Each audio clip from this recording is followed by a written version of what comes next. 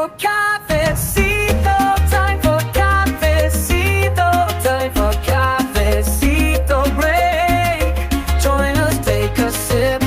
It's time to wait. Hurry on up, we've got people to shake.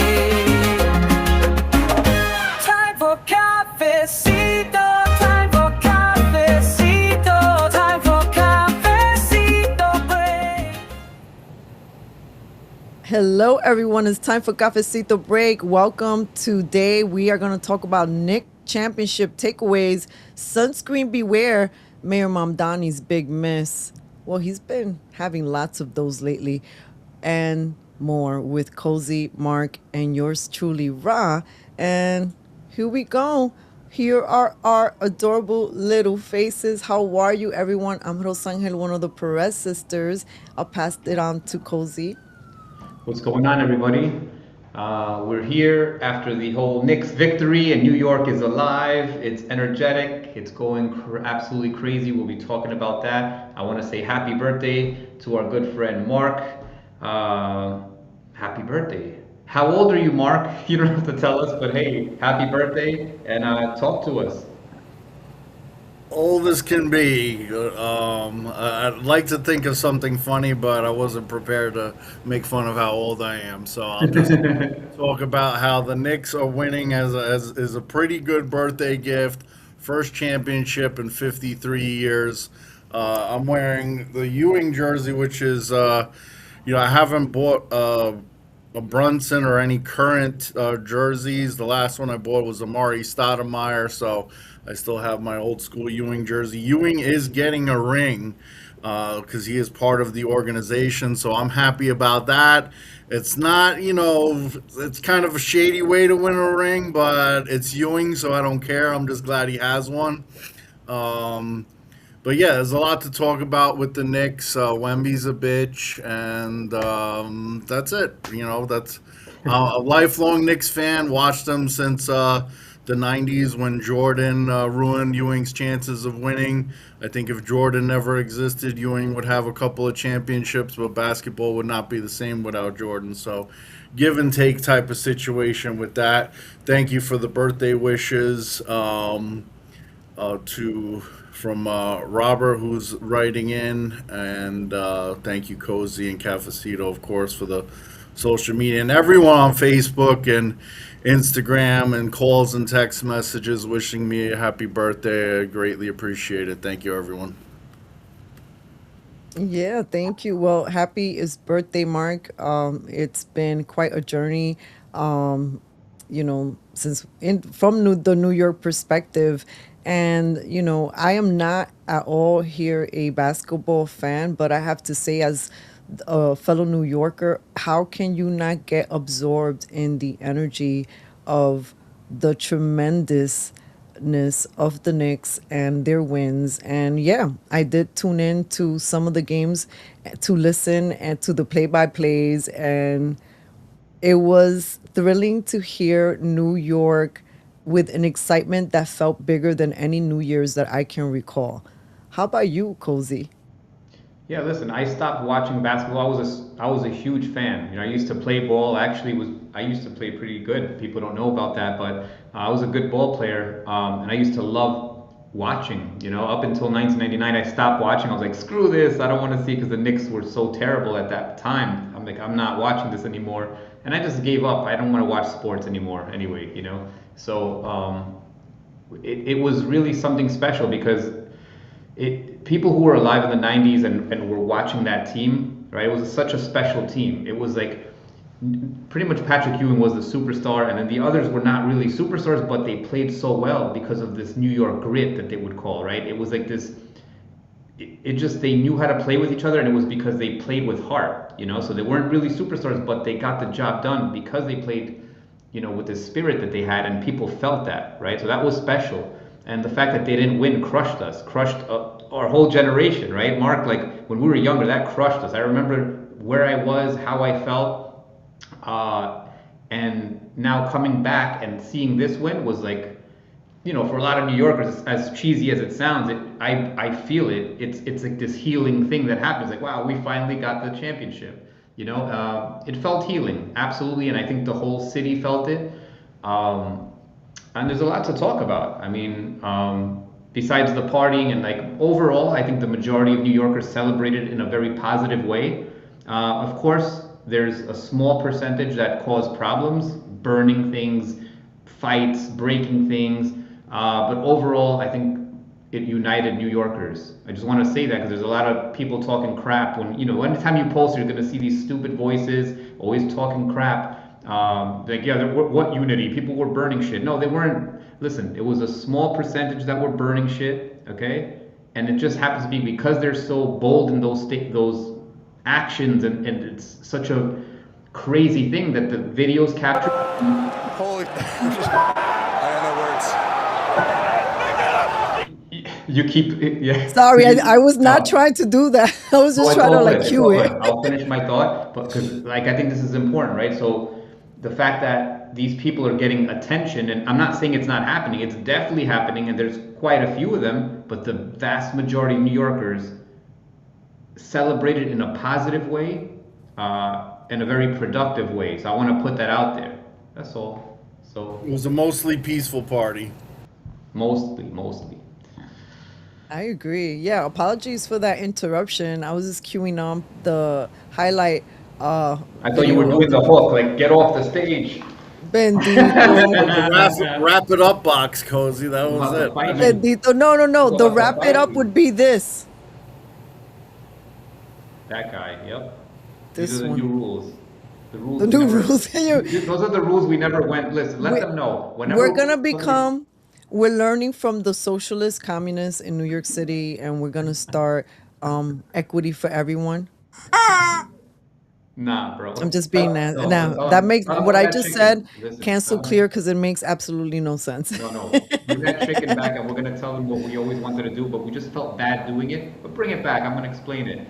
Moving forward, when you guests come on and you talk for way too long, what we're gonna do is we're gonna squeeze. His name is, what's his name?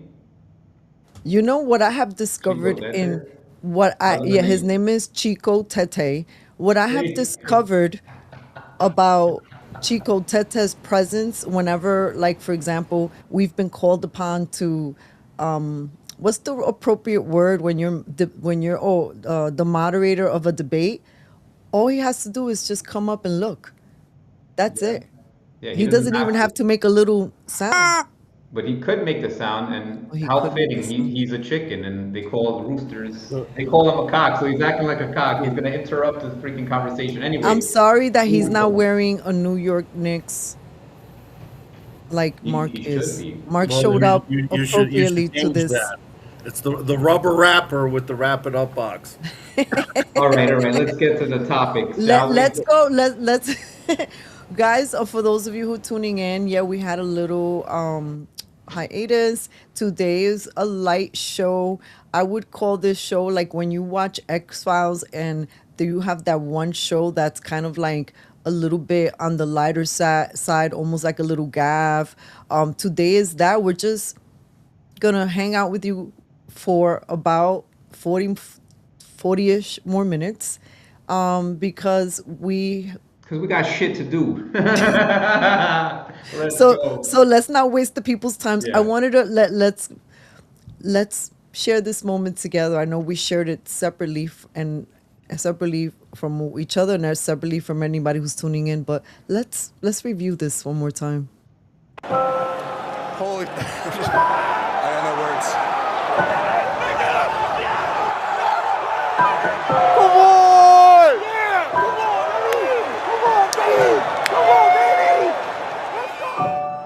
Everything I ever dreamed of.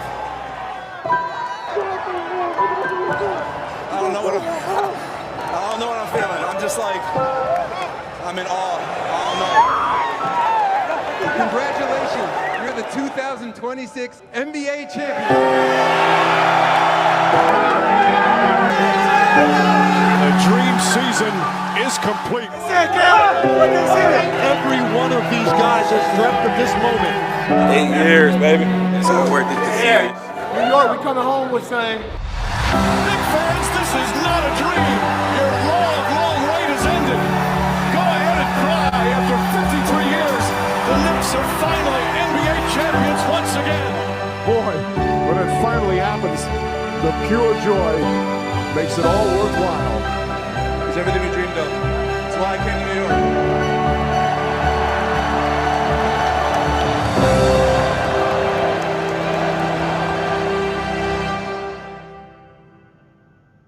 I mean, talk about unity. They came up with a chant. My mayor is Muslim. My bagel is Jewish.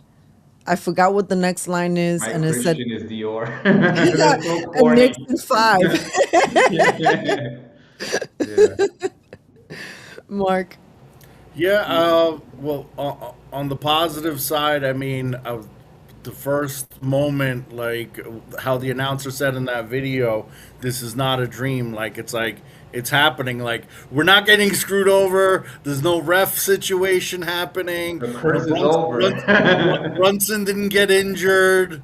We didn't, like, we lost Patrick Ewing before 99. So it's like, that was going to make it almost impossible for us to win. They won some games without him. That it was still a great team without him, but it's crazy. I mean, the whole Wemby thing. Well, I'm not going to talk too much about it, but there's a lot of people that lost respect for him on the big stage. I don't know if he's trying to be like the Detroit Pistons because they walked off the court, which nobody does. I mean, you had it happen in the Eastern Conference Finals in the 90s, or like in 1991, I believe, with Isaiah Thomas and the Pistons. But other than that, it doesn't happen. Like, you don't see that. Like, you lost, the sportsmanship comes out there, you shake hands in hockey and soccer and in basketball. Draymond Green said, wow, they walked off. Like, Draymond Green, like one of the dirtiest players of all time, like, is like, wow, they just left. Like, they, it's bad if Draymond Green said they did something bad. So, but that's not going to ruin our shine. I mean, I was in Vegas, and that's the first time, like, I was, like, homesick, wishing I was in New York, and a lot of New Yorkers who left New York feel the same way. When any team wins the championship, you're surrounded by friends and family and fellow Knicks fans or fellow New York fans, excuse me. Knicks, this is the first time in my life this happened, but with the Yankees, you go outside on any block in the street, high five each other, whatever. So there was like, I put the video out there on my social media of, Will Smith in The Pursuit of Happiness. Like, he goes outside and he's happy, but he's like surrounded by a whole bunch of people that don't give a shit because they don't know what he's feeling. And that's how I felt. I was in a day club, which is a very nice day club, but the second the game was over, that was it. They put the music back on for a few minutes and they closed shop. And I'm like, wow, I have to watch the Jalen Brunson's speech and everything on my phone as I'm walking back to the valet for the car. And I'm just like, wow, this sucks. Like, I'm with my friend who's from Oakland, who was rooting for the Spurs. I was like, I didn't know you were going to be rooting for the Spurs. Get out of here. Like, are you kidding me right now? So there are things that sucked for me personally, but it doesn't matter. Like, I'm gonna be there for the parade. I'm glad that Mamdani made it Thursday because I had a flight booked for Wednesday for a long time, and I didn't have to change my flight to be there for the parade. Normally, it's like 2 to 3 days after they win the championship. So the fact that they made it Thursday is unusual, but it's perfect timing for me. So thank God for that. That's one good thing that Mamdani's done for me, at least. But yeah, as far as the fans are concerned that are on the political side, because it's not really a sports show, but it is a New York show. So of course we're talking about the Knicks. The fans that are committing violence, I talked about this on my Instagram as well, at MarkForNY. You could go check it out. Boston Red Sox in '04, Philadelphia Eagles when the first time they won the Super Bowl. They rioted, they burned stuff. It's not, it's not normal, but it's normal, if you know what I mean. Like, it's not, I think it's stupid, but it's something that happens in major cities. And do you know why? Because if you go on a Saturday night in New York and people are getting drunk, they're throwing garbage cans, they're breaking windows, that's just drunk people out who are young and immature, and you put a bunch of them together, that's going to happen in any city in the country. So all these social media things that are trying to make New Yorkers look bad, it's not just New York, it's people. It has nothing to do with New Yorkers. New Yorkers are good people. We just have special people here. I mean, but our street smarts and everything is like no other. Our grind, our hustle, our mental toughness, you're not going to compare, you're not going to mess with New York, plain and simple. Like the way we, as freedom fighters, while everyone was bowing down and complying, New York went hard and we rallied and we got tens of thousands of people to show up to protests and things like that. So that brings me to my last thing before we pass it to whatever else you guys want to talk about, is the people that are saying, oh, look at all these people coming together for mindless sports, distraction, the bread and circus, and all this other stupid stuff. Like, what are you doing? So go organize the protest for the Epstein files. Let's not have any fun. Let's not have any fun in our lives. Let's just be fucking mad the whole time and just kill yourself. I mean, what are you talking about? We're going to celebrate when we celebrate. We're going to be fucking angry when we get tyranny on us. Listen, you got to have balance. I'm not a big sports person anymore. I don't even watch sports, but I had to watch the Knicks, and I'm going to fucking watch it and enjoy it. There's always a party pooper. Talking haters. Shit. Always, just miserable people. At NPCs, I saw somebody say they're NPCs because or betas because they're cheering for other millionaire men who are accomplishing their dream. It's like, shut the fuck. You probably never played a sport in your life and you're fucking miserable and you want to complain about every little thing possible. And we don't want to hear your bullshit. Go freaking.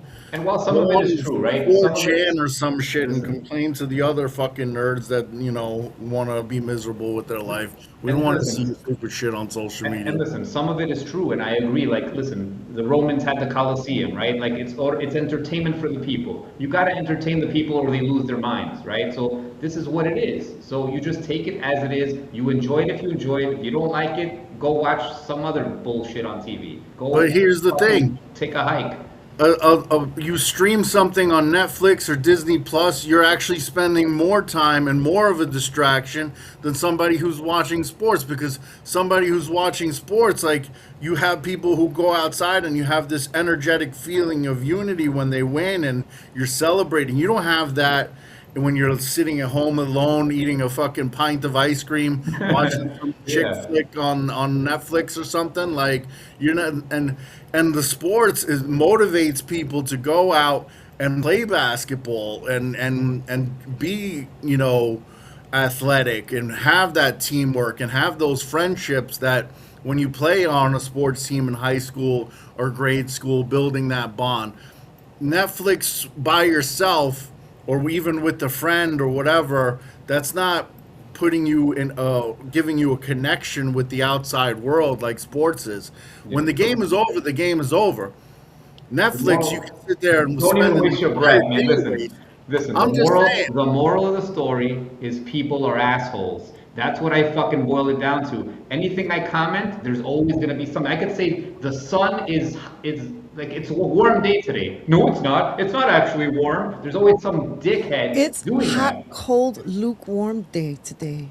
Or I posted something about Mamdani. I said, what a disgusting smile. Or I said something like that. And then they wrote, stay mad, stay mad. I'm like, first of all, speak English. You don't even speak proper grammar. What are you talking about? And I'm like, I'm not even mad. I'm just pointing it out. What a disgusting smile. And then I got like unleashed like thousands of comments. I don't care about your opinions, people. Do you think I actually care about your opinions? I don't give a fuck. Don't. I mean, because life is too busy for us to not to be paying attention, because again, and I hear what Mark was saying, like, why are we spending time talking about the Knicks? I wanted to talk about the Knicks from the perspective of not being a fan or even into basketball, because there are, to me, life lessons that anyone can take away from just the entire Knicks final and everything that led up to it, all of the lessons, all of the just these games by itself, all of the little challenges. Even when you're talking about, is the referee playing like sides, or why are they making unfair calls? The pressure, anyone would want to give up. And yet, up until the last second, there was still heart. And if anyone is feeling like, my God, I have this dream and I have such a big mountain to still climb, you don't know if your like winning shot, your goal, that opening is a heartbeat away. So don't give up. You have already climbed most of the mountain. And to me, that is such an important takeaway. I mean, the Knicks waited 53 years and they didn't give up. How many people are there beating themselves up because something they've been trying hasn't manifested, and it's been months or weeks or even years? It just, to me, it puts things in perspective. And of course, the Debbie Downers, it's a game, it's silliness. Everybody in this world is born to be amazing and talented at certain things. If sports isn't your thing, maybe kitchen economics is. For me, I don't care what it is for a person, but it still applies. And also the dynamics of going out there, going to a bar, chatting it up with people, understanding that the person you hung out was now really going for the opposing team, and here's your moment. Like, Mark, you kind of must have felt a little bit like the Knicks felt when they were celebrating their big moment. I'm pretty sure they wished essentially that would have happened in New York. Yeah, I mean, it's the one good thing about it happening in San Antonio is Charles Oakley was there. He's banned from Madison Square Garden. Charles Oakley is one of those players from the 90s, and he was able to be there in the building when they won. So the camera cut to him late in the fourth quarter. I was like, me and this other Knicks fan that happened to be at the bar is like, Oakley's there. I was like, yo. Wait, why is he banned from Madison Square Garden? I didn't know this. He had some beef with James Dolan or something, and so he's not. I don't remember the story, but it happened years ago. I forgot what the details were, but him and James Dolan don't get along anymore. He said some things, or I don't remember. I don't even want to say it, but yeah, he was banned, so he was there, and so that's one of the plus sides of things. I mean, I thought about going because the tickets were 2,000 instead of 10,000 in San Antonio, but even that's expensive.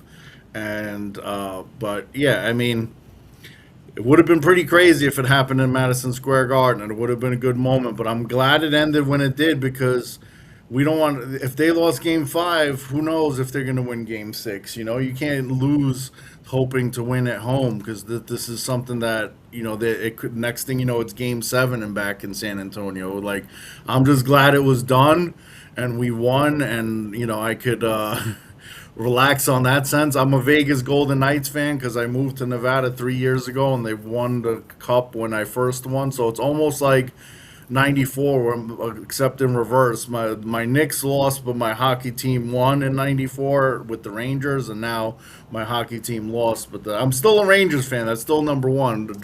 I went to the T-Mobile Stadium against the Golden Knights in my Rangers jersey, so there was no.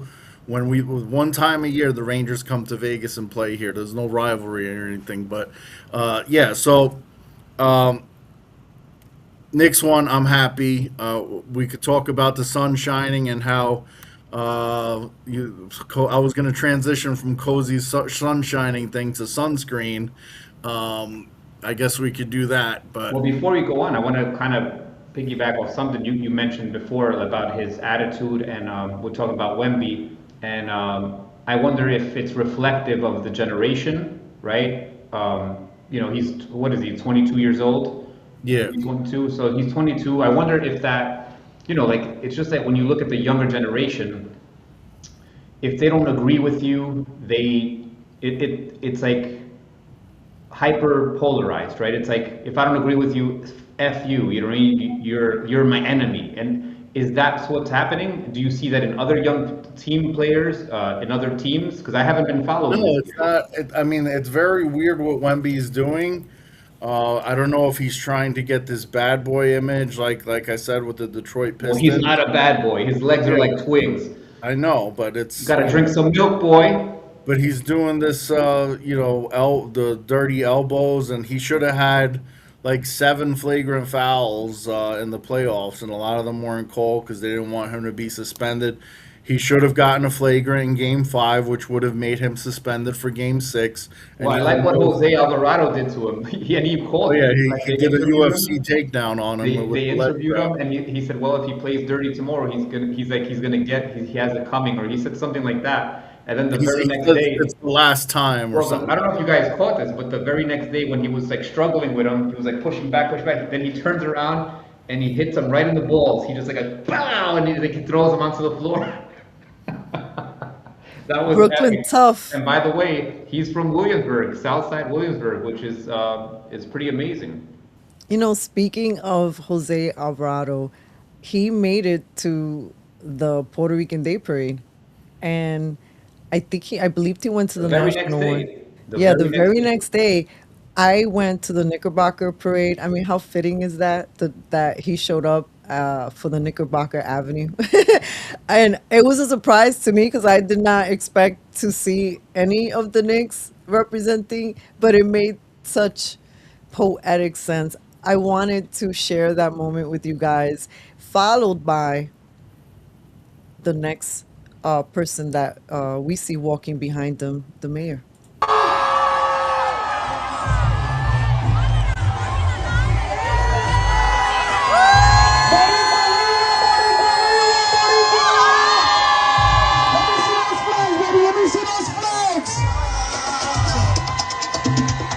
Here we go. Wow! Let's go next! That was awesome!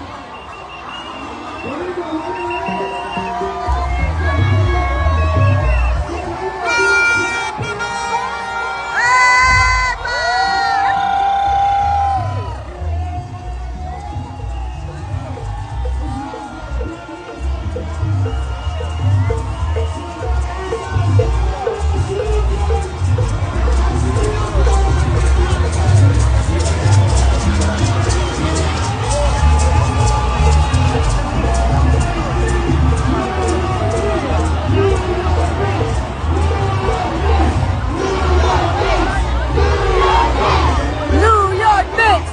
New York Knicks! Pass by in the float. An unexpected celebration. ¿Quién está por ahí? ¿Quién viene? So Mamdani is approaching. Oh, the mayor must be there, yeah.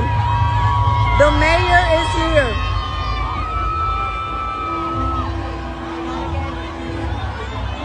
Damn, Dammy.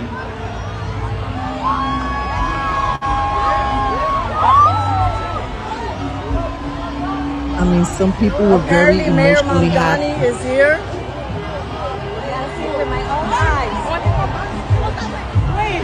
As you can see,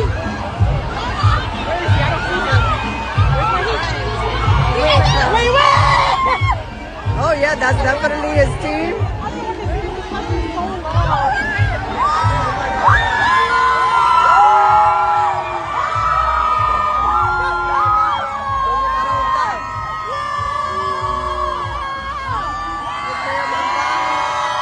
I hear some booties.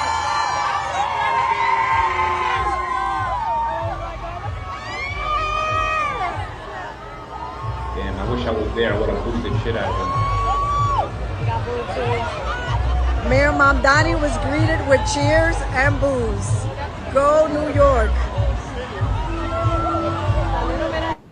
I was very tempted to scream and boo, but I wanted to make sure I heard what the organic reaction was without tainting it with my Of big course, mouth. you did the right thing. You did the right So thing. it was so to illustrate whoever's watching that, yeah, I mean, and that's part of why the title says Mamdani's Big Miss. Just a quick brief recap.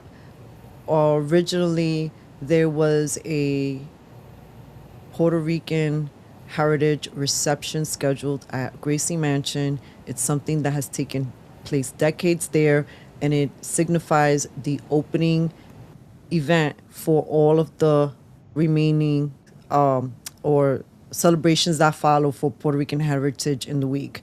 He canceled it. There was a lot of backlash. Then he immediately said, "No, I didn't cancel it. I'm just rescheduling it. I am making it a beautiful breakfast." No, it's a smack in the face. We went from a gala reception to a breakfast that when he originally scheduled it, after the backlash, it coincided with another event that two Democrats who had endorsed him were throwing. So then, jump, mistake number two. He, with this little move, it has set up domino effects. So a little reception breakfast canceled has revealed a character that maybe, all of us, we saw a million miles away. But now it's such a smack in the face that people cannot ignore it. So when now you schedule it initially and it coincides with us two people who endorsed you, who you've turned around and endorsed the candidates, either that one is running against or the other one who has chosen another candidate, it's almost like you're not playing any loyalties, you're not giving back any favors, and however you see it, and for all the people who criticize, we live in a relationship world. In business world, the biggest some of the biggest deals are made because people trust each other and are in relationship to each other. In politics too, maybe you could say it's a trust based on you do for me, I do for you. It may not benefit the people, but it is what it is. So my point is that Mamdani has revealed his character. Remember in the beginning when he said he wasn't interested in going to parades. Initially, he wasn't going to the National Puerto Rican Day Parade, right? Now, because I had seen on the schedule, he was going to go to the two little ones in Brooklyn. All of a sudden, you turn up to the National Parade. Could it be because you want to go to the Knicks parade? And if you don't turn up to the National Parade after you dissed the Puerto Ricans in their in the reception, and now you got all these people mad at you, the middle of the road Democrats, you continue to diss. I mean, he received such a backlash that it's creating ripple effects and awakenings, I believe, in the New York Democratic Party. So if we want to continue that, I would say stop supporting socialists that don't show you that they are going to represent the rest of the constituents that they are supposed to be quote unquote supporting. So I'm just going to keep it there. There's so much to go in so many of these places, but I am grateful that more of the New York City folks are waking up, in particular, the Latino community. We've been warning you. We've been trying to tell you here since last year. Very specifically, he was not to be trusted. He was being used. He's a pawn. Pero el que no coge consejo no llega viejo. And you guys get angry when we point this shit out. You guys get angry. It is what it is. You can tell who a person is by who he's associated with, what his philosophy is. It's very simple. That's all you got to look at. Follow the money too. I mean, he's trying to make it seem like he doesn't care about parades, like he wants to get work done instead. But the reality is he just doesn't want to show up because he doesn't want to do anything. He doesn't do work. He's lazy. And the state assembly had the lowest attendance record out of any state assembly member, so he doesn't show up to things. So him trying to make this mindset like, oh, I'm not about parades, like parades aren't important, getting things done are important. No, like you just don't want to go because you're lazy. You're not going to do work instead. You're just not going to do anything. You don't feel like doing work. That's the reality of the situation. That's a typical socialist. They want other people to pay for you to do nothing. That's their mindset. And he's not the first person to skip parades. Eric Adams skipped a few parades in his time, and it's a slap in the face to people, because you're the mayor. You're supposed to show face. It's not about being celebrated. It's about showing up for people and letting them know that you appreciate them. Like the Columbus Day Parade, Eric Adams didn't show up. I remember when I was campaigning for office, he didn't show up for that. So, yeah, that's my take But is on that a it. real? But is that a real parade? I mean, listen. If it's like an ethnic parade, like I get it. Like I think you should attend most of them. But Columbus Day is ethnic for Italians. Italians. I guess so, but it's not like the Italian Day Parade. But I guess they do see it that way. You're right. I mean, it's 18th Avenue in Bensonhurst, so that's Hey, But hey, forget about it. hey, What you trying to say over here is hey. I'm not Hey, Italian. oh, Brooklyn tough. Ooh. So since It's not I like have to people say, showing up to the Polish parade. None of the mayors go to the Pulaski Day parade. That's on Fifth Avenue in Manhattan. It's a big deal, but nobody knows about it. It's in Hey. October. All right, let's talk sunshine, shall we? And rainbows.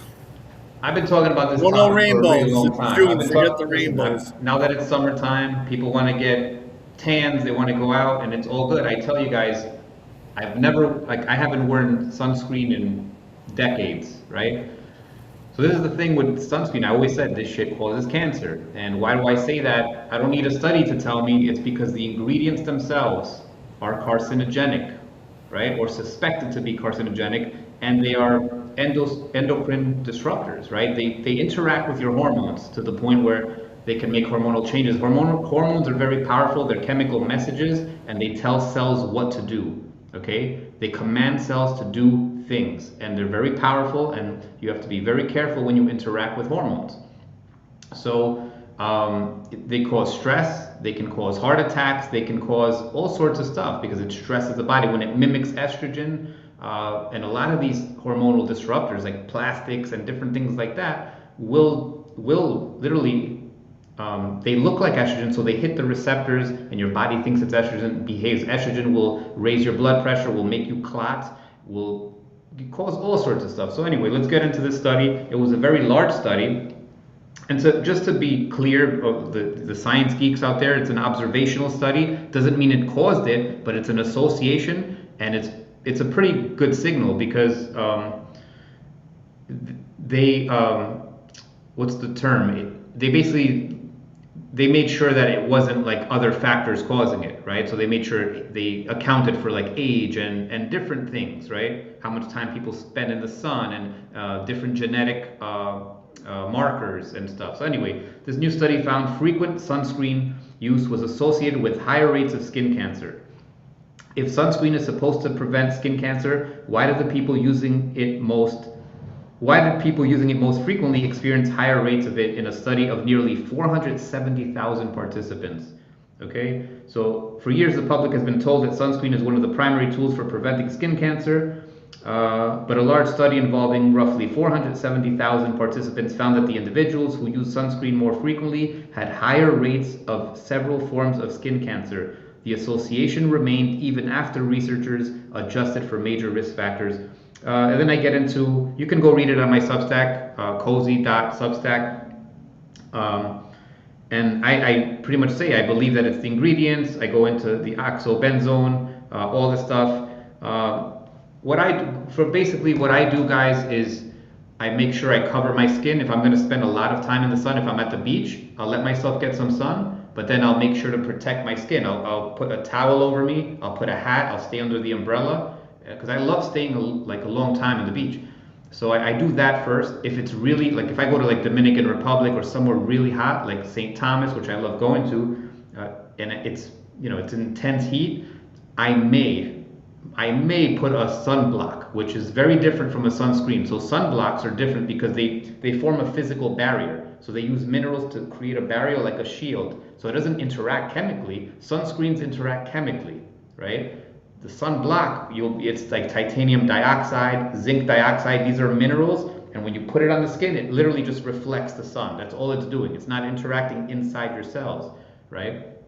And there's all nuances. You got to look this stuff up. It's called non-nano titanium. If you use that, I prefer zinc oxide. It's a lot safer in my book. But yeah, and make sure you're eating lots of antioxidants. When I go to the beach, I make sure I juice. I eat a carrot juice. I'll juice my own carrots, blueberries. I'll put all the stuff in there, pineapples. And the reason I do that, add a little turmeric, because those pigments, their job is to protect cells. The plant protects its own cells. Like if you look at most plants, they have these green pigments, purple pigments, all these colors. What they actually do is protect the plant from sun damage, from oxidation. And when you eat these things and they get into your cells, what they do is they deposit onto your skin and they protect your skin from oxidation. That's how perfect the human body is, and that's the brilliant design of the body, is to create these protective compounds. So eat a lot of antioxidants when you're spending a lot of time in the sun.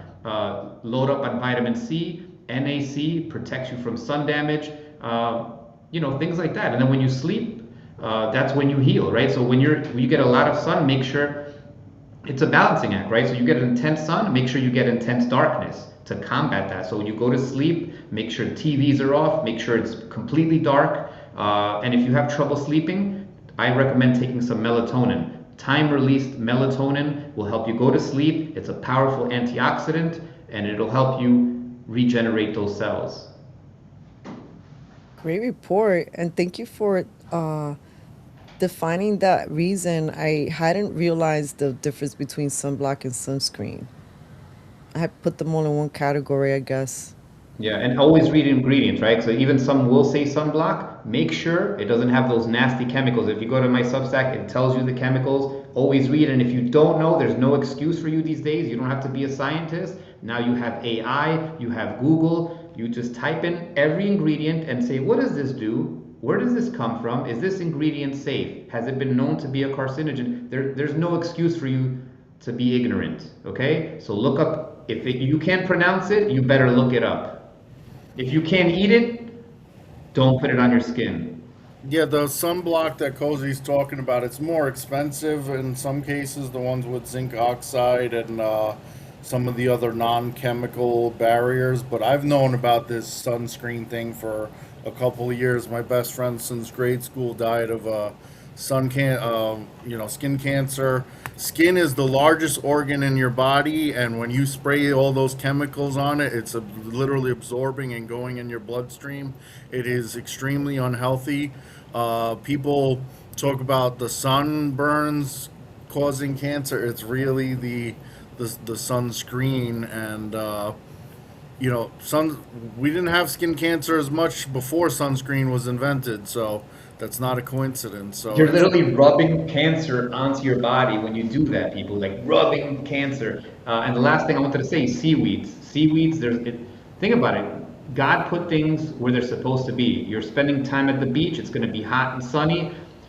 Seaweeds are super powerful in nutrients, high amounts of antioxidants, and that's what you need to eat. I hate the taste of seaweed, but I do eat them in capsules. I eat kelp in capsules. Just make sure you know where it's sourced from. Or maybe that I need to try the kelp in capsules, because I don't like the taste tampoco of seaweed. I hate, it's disgusting. I can't even cover it up, because they say put it in a smoothie. I still taste it. It tastes horrible. And if you're not eating it, and if you're not eating seafood, you're definitely deficient in iodine. I know I'm deficient in iodine, so I got to make sure I eat more of these things. Man, we all have to tune up. Yeah.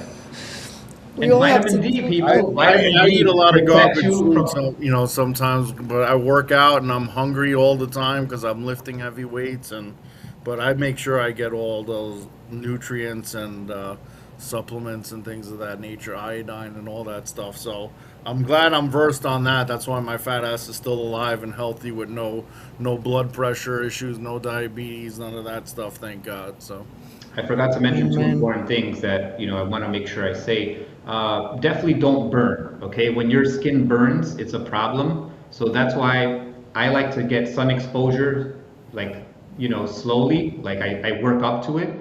But yeah, definitely don't burn. If you're gonna burn, make sure you're covering your skin, okay? Because burning will cause sun damage. You slowly do it, and your body makes melanin. It's gonna slowly make melanin. Melanin is a natural protector from the sun. People who have dark skin are better protected than white people. They can stay out in the sun a lot longer than white people, right? It's just that's what it is. And it's not a racist comment, people. People say all sorts of silly things. It is what it is. Black people can stay out in the sun a lot longer than white people. It's just a fact. Trust the science. What do you think about coconut oil, Kozi, when it comes to sunscreen? I feel like, I mean, I use coconut oil, but I don't stay out for more than a half an hour in the sun. The Nevada sun burns quicker than anything else out here.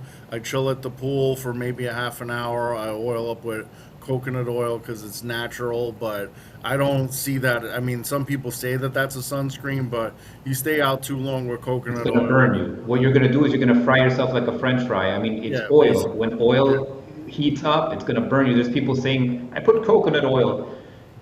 Listen, you can put it on after. What expression, you fry yourself. Like a French fry. Listen, seriously, because my sister used to do that when she, sorry, Joanne, my sister used to lay out in the sun when she was a teenager, and she would spray her body. She would put like coconut oil, and she would burn her skin. I'm like, yo, what is wrong with you? But you know, I remember that look was so in. That beautiful caramelized you can't look. stay out too long with that. But what about shea butter? Do you know? Because I hear that shea butter could be like a natural protectant, but I'm not sure. I mean, listen, when you say protectant, this is my opinion, okay? So I don't want to be arguing with people. It's my opinion. These stuff are great oils, shea butter, coconut oil, but you do that after. You do it after you have your sun exposure. You do it out to soothe your skin, to help heal your skin, right? That's how I look at it. Aloe vera, you do that to heal your skin. When you're out in the sun, just protect your skin with, I'm not saying, listen, I get sun. I make sure I get enough sun, but after a while, when you start feeling yourself getting a little too much, you got to protect it. You got to clothes is the best, right? Clothing, just layers, towels, wear light clothes, wear white clothes, and so you feel cool. Put a hat on, protect yourself. That's all I'm saying. Protect the skin that you're in, for sure. If you start seeing your skin is red, put something over it. Like if my arm starts going red, I'm not putting more sunscreen on it. It's already burnt. It's time that it had enough sun. I'm putting a shirt on it, not sunscreen. Like it's burnt. And recently, somewhere I read like about sunglasses. Sunglasses are not good for you either, because what's happening is you're putting on sunglasses, and now your eyes. Check this crazy stuff out. Your eyes actually start dilating. They become bigger because when you put when you put sunglasses on, your eye wants light. So in order to get more light, it starts increasing, right? Dilates, and now you're getting in more sun. Right? Your body's trying to get it in, and what's happening now is now you're getting all the harmful stuff that you're trying to protect, because the sunglasses are not screening everything. It's going right into your eyes, and now you're damaging your eyes even more. So the sunglasses are stupid. Don't argue with me, you eye doctors. Shut the fuck up. I don't want to hear from you because I'm going to get people messaging me. I'm an ophthalmologist. You're a proctologist. Ay, Dios mío. Listen, just don't be stupid though. Don't just stare at the fucking sun. And now we're gonna have the other retards on the other side saying, but sun gazing is great for you. Everything in moderation, people. The show that got us canceled. I'm just kidding. Yeah, you can't cancel me. I'm just saying. You can't cancel me. So sensitive with certain words. Yeah, sorry. It's not Rose Angel. It's me talking shit. Don't worry.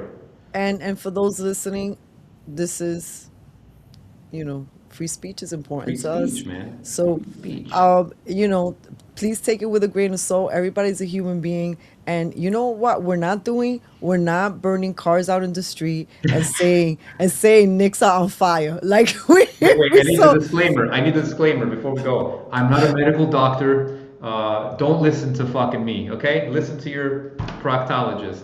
Get your advice entertainment purposes only. Get your advice from a medical doctor and make sure These are recommendations from our experience. We have tried. No, we are not giving you recommendations. This is for entertainment purposes. Oh, for entertainment purposes only. Do your own research. This is my opinion. You want you want cancer? Talk to your doctor. You know what's Consult your unfortunate? proctologist for. When someone, what's unfortunate is that give us the right eyeballs, and let's say millions and millions of people were listening, and they were like, oh my God, we are getting better because we're cutting out the crap. Mark told us to ease up on the alcohol. Kozi saying to do, look at the sun. And, we doing little tips, and all of a sudden that's when they'll go after us because we're so powerful. Yeah, well, it's okay. That's why I'm saying, listen, we're not medical doctors here, nor do we want to be them. We're just giving our opinion as human beings. This is not medical And advice. speaking of opinions, We're before not we wrap up, indoctrinated doctors. and because we're not indoctrinated doctors, but we are opinionated, I wanted to read another opinion, not mine, but if the both of you don't have other things to add, and I could maybe wrap up with this wonderful, exciting article that you'll both enjoy, let me know if I can go ahead.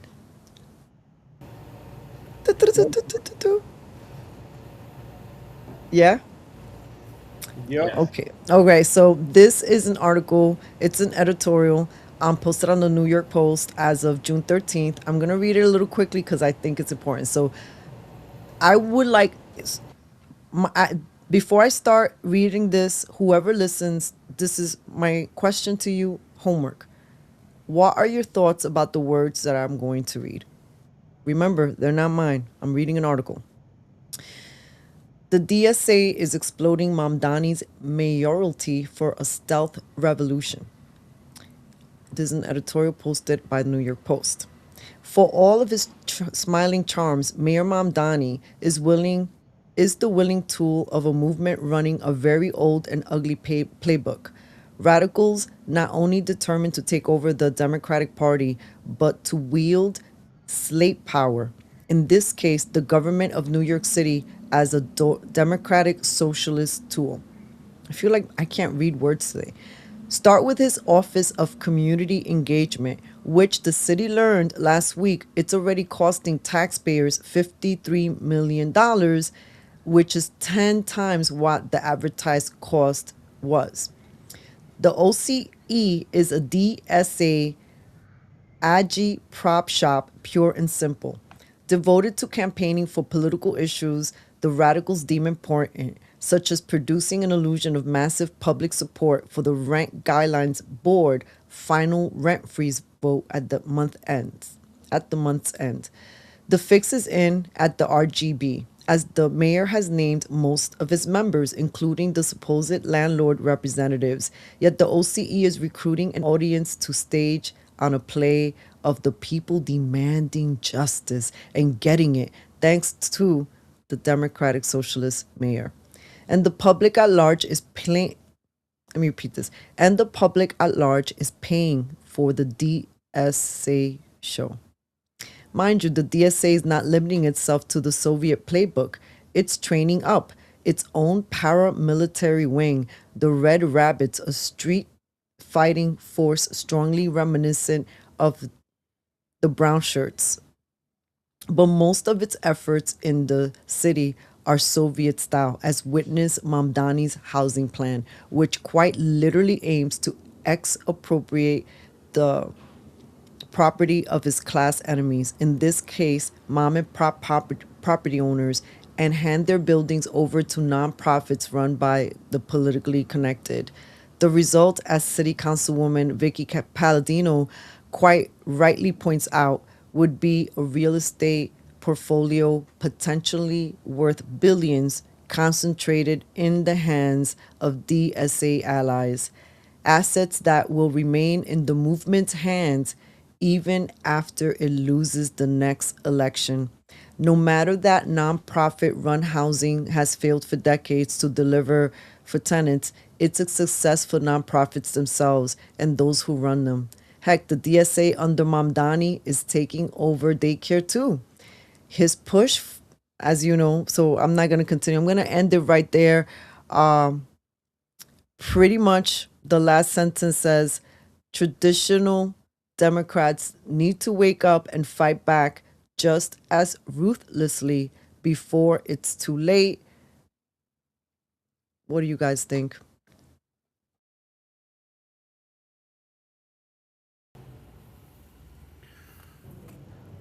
Well, unfortunately, I can't really get into depth on that right now. I do have something else that I got to do in like 3 minutes, so I'm just gonna pass it on to Cozy to see if he has anything to add on that, and then I'll just wrap up with my final thoughts really quick.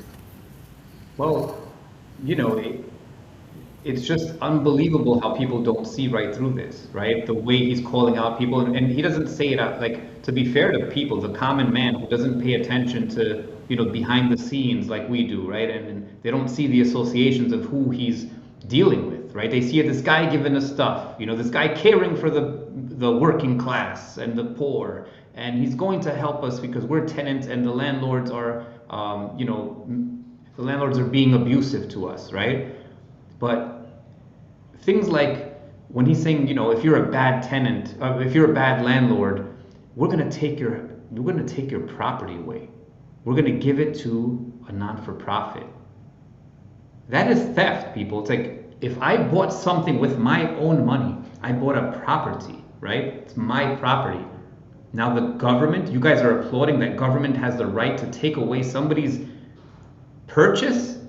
I bought something, it's mine. It's not yours. It's not the people's. And that's what they're saying. Oh, you bought that? Guess what? We're taking it. But don't worry, it's only the bad landlords. Who decides what's a bad landlord? Listen, if you don't like your landlord, you fucking get up and move. This is America. This is about, this is how America moves. This is a republic. This is not a fucking communist country. You can't just seize somebody's assets because he didn't give you fucking heat or he's not painting your house. You fucking move. I don't know if I agree with just moving being the answer, but yeah, and I know people are gonna say, oh, not everybody can move. I do have to wrap up though, because I do have to go in less than a minute. But love you guys, appreciate you. Thank you everyone for the birthday wishes. Go Knicks, and I'll be back in New York soon. So good night. Happy birthday, Mark. I'll see you soon. Happy birthday, Mark. Thanks. Take care. Thank you for joining us today. And Kozi and I will wrap out this segment. I did not sing happy birthday to me. No, I'm joking. Oh, that's right. We didn't sing happy birthday. Happy birthday to you. Happy birthday to you. You really wanted to sing happy birthday? No, I'm joking, but she started. I was going to exit and cut her off there, but good night, guys. All right. See you soon. Bye. No, what I'm saying, and I don't mean that. I was just talking, that I don't really mean to move because most people can't move, right? Like I can't even move, right? You can't just get up and move, right? So that's not the right thing. But I'm trying to make an example. Like you can't just take people's property away. Of course, if he's an abusive landlord, you can penalize him. You know what I mean? Like there should be things in place where you can, and I think we do. I think we have methods of penalizing landlords, right? But you don't take their property away, right? I mean, unless they're reckless, unless they're putting fires into people's apartments or they're like doing something illegal, that's totally different. So it's just there's so much, man. They know how to package the argument and sell it as if it has a lot of support. We witnessed that when they closed one of our famous streets in Brooklyn. The fight in the neighborhood was that they weren't taking account on people's signatures and their petition against the open streets. But whatever and however this force and unit moves is still continued on. It was almost like it doesn't matter what the people say, this is what we're going to do, and we're going to keep on doing it. And especially during COVID, we saw they kept extending it. All of a sudden, there was a blockade. All of a sudden, there was this big, immovable, granite-looking blocks in different corners. They started edging how people would start moving and flow, and then they switched the streets where one would go one direction, the other one would go the other direction. So literally, if you're trying to walk on this block, you are looking more and you're less relaxed about your neighborhood walking than before when it was just traffic going one way. Now you have this to worry about and motorbikes on the sidewalk. I mean, if it really feels like I'm playing one of those really scandalous car chasing games that nobody's playing on the rules and people get on the sidewalk with their vehicles or their, I don't know, it's just no man's land. And that's an uncomfortable feeling in New York City. There is a vibe of try me. There's a try me energy out in these streets. And New York has a lot of tourists that are in here, whether it's for FIFA or just because they're visiting. I'm just saying, visit, but whoever's here, you just have to be mindful. People's energy and try me energy is weird. I also believe that people are getting frequency hijacked, even if it's temporarily. I've seen it so many times. I've witnessed it where somebody could just be cohesive, grounded, logical, and it's almost like something takes them out of their element, and for like a very short amount of time, they're acting almost like they're having an out-of-body experience. They're not present. And yet, what happens later? We hear that these people committed atrocious crimes, or they injured a loved one or something like. So be careful, because we don't need to understand it to be saying people acting weird. I don't know what this is, but let me stay away. Usually New Yorkers know, if you see sirens or you hear something, don't run towards it, run away from it. That's how you know who is original and who is just visiting. That is what I'm going to include as one of my final thoughts. Run away from sirens. Absolutely. Don't run towards it. That's some good advice. There's always people who want to look at the action, and it's usually foreigners, people who are not from here. You're right. It's like you see commotion, you don't run towards the commotion. You just mind your business and keep walking away. It's just, you want to stay alive, that's what you do. Yeah, we New Yorkers know. You see or you feel crazy vibes walking in the street. Yeah, cross the street or don't meet eyes. Because if you meet eyes with someone who has a little bit of an imbalance or crazy in them, you're going to provoke them just by casually looking. See something, say something. Nah, bro. I That see doesn't. something, I don't say something. No, no, no. And you get, and try me energy is rough, especially when your ego is big, or you're short tempered, and someone pushes you. Like sometimes it's hard to eat those things when you want to just bite back I'm not saying literally, but just like mouth back at someone who's transgressed against you. But you really do have to measure. If I yell at this person and call that person an a-hole or whatever, are they carrying a weapon? Are they gonna emotionally get so provoked that I may not make it home? I know that that's a very dire way of thinking, but it could save your life. I'm not trying to provoke fear in anyone, but we do watch Netflix stories that are much more fearful than the things that we talk about on this show.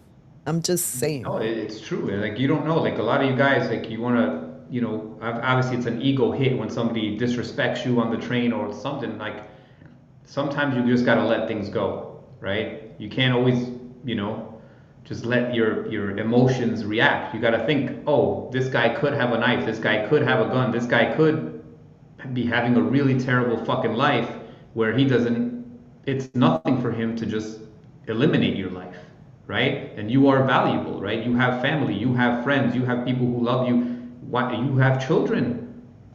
Think about that before you react and, want to be the macho guy. You just let it go. It's not worth it. Are these people are they so important to you that you're willing to risk your health, your life? It's not worth it. Just let it be. Let it be. Yeah, a lot of people love you, and even if you might be feeling alone, you have a circle of unseen angels and protectors that love and care for you, and God. I really believe that. Like, all of the times that I have faced dark moments, God always reveals himself. If not through something like a little miracle that happens in the day, but or maybe he'll send a messenger through a human being. And when we're feeling upset and alone, as Mark was saying, like it's not the same thing to Netflix and chill. I mean, I love the comfort of Netflix and chilling, especially in the wintertime. But like how I balance it is that I love to personally go and hang out in happy hours with friends. And from doing it, from keeping that type of schedule for almost 2 years now, I could tell you it has a net positive in my life. Like I can definitely measure that I can handle life much better because I know that I have a little reprieve to look forward to, even if I don't know when on the schedule it's gonna fall. But it's so healing to be in a social setting with like-minded folks. It don't need to get that deep, right, Kozi? It could just be surface level, but if it's people are being kind and you're just sharing a moment, why not? And then you go home and you rinse and repeat. I don't know. Yeah, it's important to socialize people. Get back to the old days, get off your phones, go meet a friend, meet a couple of friends. Even if you just go for a walk, even if you go get a drink, whatever you like to do, it's important. Just, get back to real life, the analog life.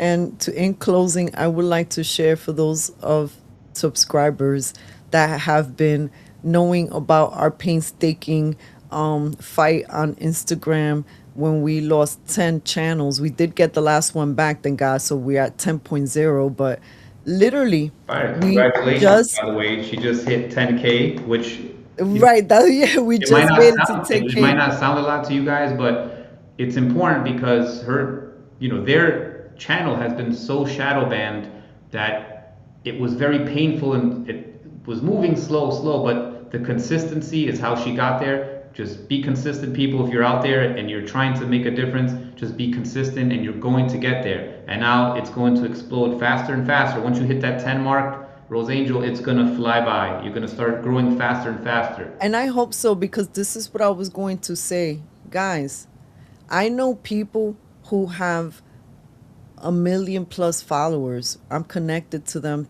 through Cafecito Break. Some of the people that I know have gotten their really big numbers in less than a year.